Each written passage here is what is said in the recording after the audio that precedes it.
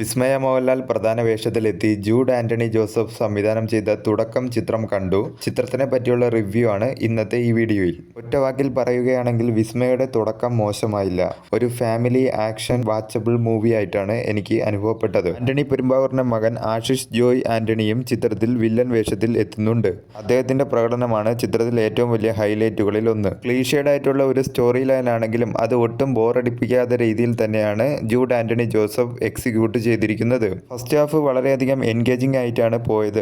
Second ഹാഫിൽ കുറച്ച് സീനുകൾ കുറച്ച് ലാഗ്ഡ് ആയിരുന്നെങ്കിലും ക്ലൈമാക്സ് നല്ല രീതിയിലുള്ള ഒരു സാറ്റിസ്ഫാക്ഷൻ നൽകുന്നുണ്ട്.